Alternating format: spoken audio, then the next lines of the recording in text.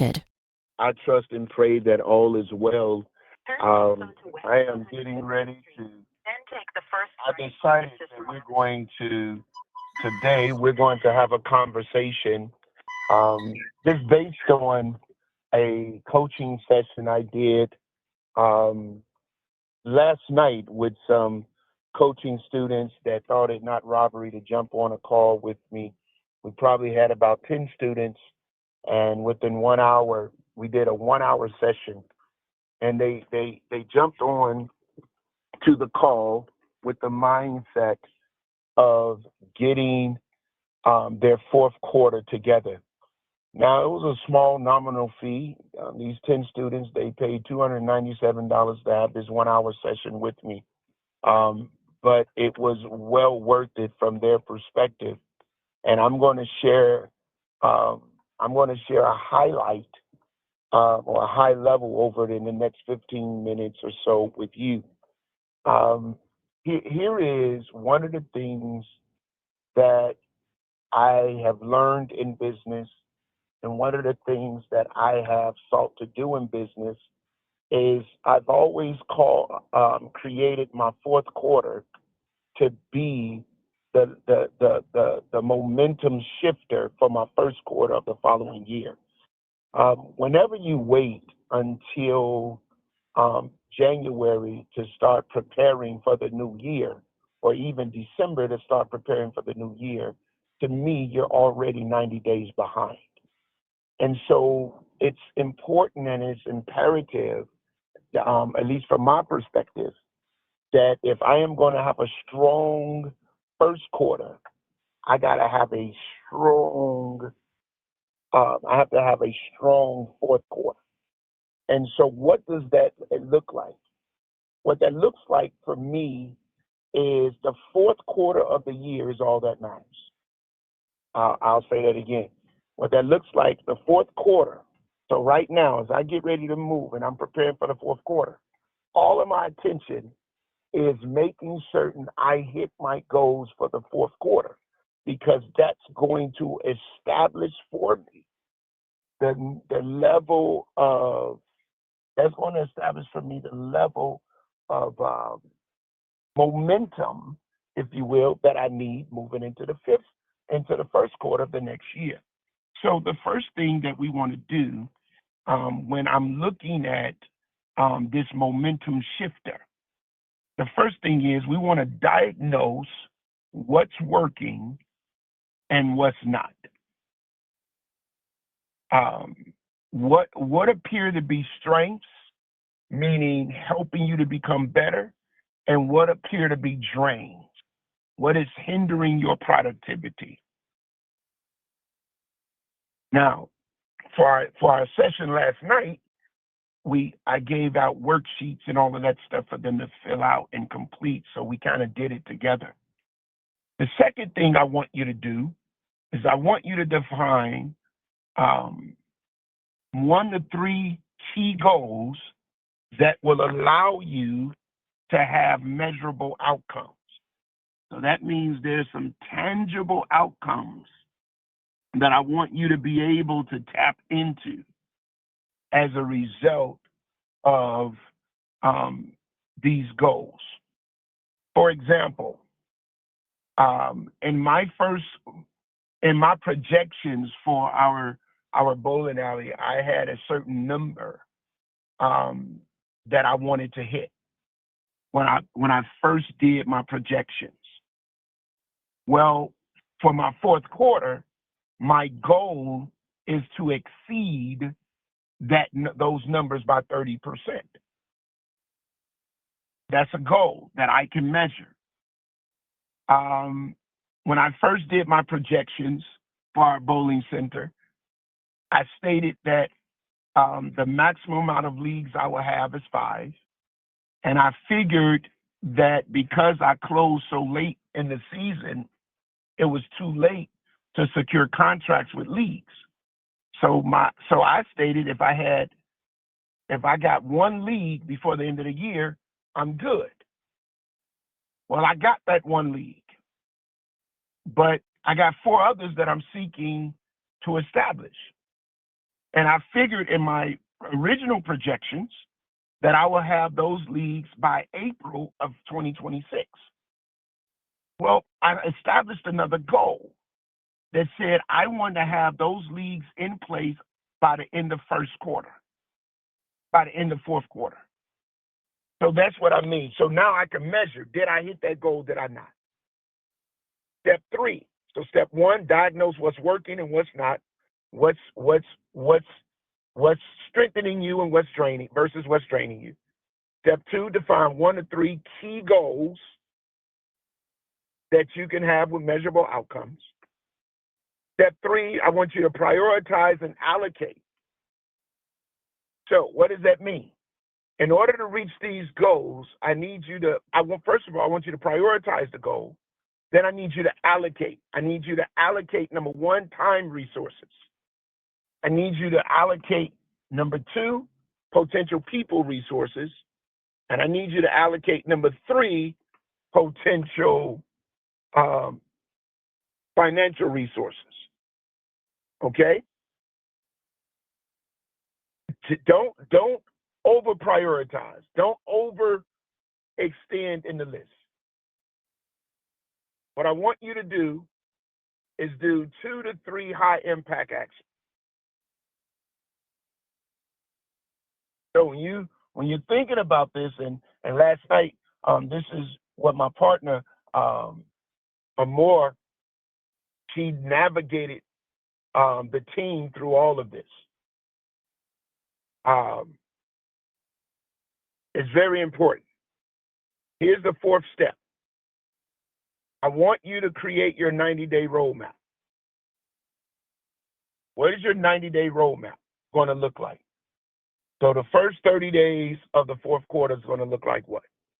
The second 30 days of the fourth quarter is going to look like what? The third 30 days of the fourth quarter is going to look like what? Because the key, and this is what I shared last night, is that you want to begin again. Begin again. Begin again, right? That's what you want to do. And you do that by revisiting. You do that by establishing goals. And you do that by prioritizing, allocating, and creating this 90-day roadmap of this is what I'm going to do. So what that means is when you look at October, at the end of October, what must be finished by October 31st? Is it customers? How many new customers do I want to have by October 31st?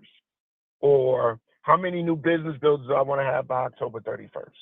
Or how much product do I want to sell by October 31st?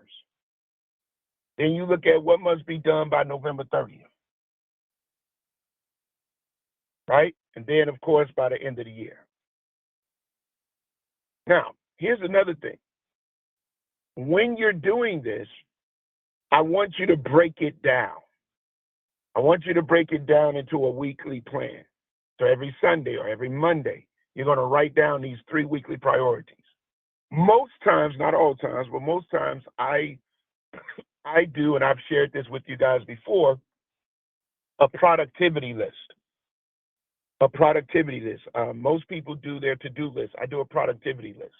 When my to-do list used to have 25 items on it, where I didn't feel like I was being productive unless I went through 25 items. And that was a lot. That was a lot of pressure on things of that nature. And so now my productivity list may have 5 to 6 items on it per day. But they're high-level items. If I can do this, then that's where I would be. All right? Now, every morning, so in other words, when you do this, you would establish your 3 weekly priorities. And then you got to ask yourself, if I only did these 3 things this week, would it move me closer to my 90-day goal? And then break it down into daily actions.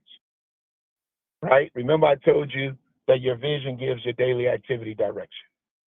So you want to look at that.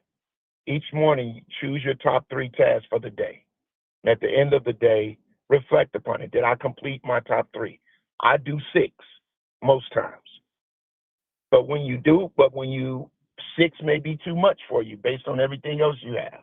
I am just wired a little interesting, and I need y'all to pray for me because I kind of put this pressure on everybody that works close to me. But yours could just be 3, okay? Now, step 5 is you got to have accountability metrics. And a lot of times, this is where many of us will fall short. We don't hold ourselves accountable to anything. Goals don't fail because they were bad goals. They fail because no one is watching. No one is paying attention. And as a result of that, you're not holding yourself accountable. You're giving yourself excuses. All of those things helps to hinder the goals. So a couple of 3 things that you can do. Number 1, find you a peer or a partner to check in with. Find somebody else on your team that you're going to help, that you guys are going to hold each other accountable to. Number 2, keep a 1-page KPI. For those of you who don't know what KPI means, it's a key performance indicator. What are your KPIs, right? Tell your team, tell your coach, put it out there on social media. Who will hold me accountable and check in? Step 6 is this. You want to make certain you're mindful of self-talk. You don't want to have conversations with yourself that's counterproductive to what it is you're seeking to accomplish. You want to have the right mindset. And the way you do that is give yourself daily affirmations and confessions. I was just on the phone on a call with a client prior to jumping on this call with you. And I was dropping Josiah off at school. And normally I would mute the phone and I forgot to mute the phone. And Josiah and I prayed with him, went over, I confessed over his life. And the client said, man, that's powerful. That's this, that's that. And I said, I'm always speaking life. You got to always speak life to your day. Listen, let me say that to you again. Speak life to your day. Speak life to your day. Speak life to your day. Do not curse your day. Speak life to your day. Allow your day to live life. And in that, what that means is, as you're speaking life, as you're executing the plan, you'll begin to see the plan work for yourself. And so these are some of the things that I will want you to do as you get prepared for this 4th quarter. Use the rest of September to be preparation for the 4th quarter, to give you the momentum that is necessary for you to go into the 1st quarter of the new year. Don't start in November preparing for 2026. Finish strong so that you can start out even stronger. Listen, I hope this was helpful to you. Thank you so much. And if any of you decide that if you want to join us in our next Boss Up Challenge and the things that we're doing, helping businesses scale and all of those type of things, and have a little bit more personal one-on-one, it's small investments. We don't, I don't need to get rich off of the people that I coach. My goal is to make certain I live well off the businesses that I develop. And so that's what we're here for. Thank you guys so much. I appreciate you. Kathy Wathy. Love y'all, my kind of family. Until next time, as always, prosper. Wow, Dan. Thank you so much. Thank you so much. That was powerful, as your client said, and thank you for sharing that with us. Guys, today, this is Tuesday, 360 reset day. Oh my goodness. If you missed last week, get the recording.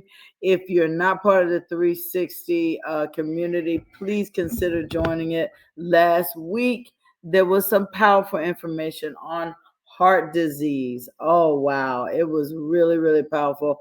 Got us all really focused on what we're eating and how we're thinking and consuming everything from stress to food. So Really, really great information that's happening. Let's see if Dr. Betty is on. Maybe she can give us some more insight. Dr. Betty? Dr. Betty, are you out there? Grand Rising. Grand Rising. Last week was phenomenal with the information on heart disease. And what you have in store for this week, if you want to share, you can if you have that ready for us. So tonight, Melissa is going to continue with the phenomenal information on as it relates to the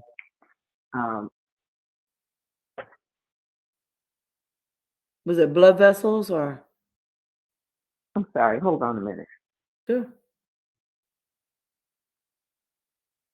Okay, I'm sorry, the Proverbs diet and how we can utilize those principles for maximizing our health. And we're going to continue that. Yeah, it was deep. And it's going to be deep still tonight. So don't miss it. And then Thursday we're going to. I'm sorry? And it's 7 p.m. Central, right? It's 7 p.m. Central, exactly.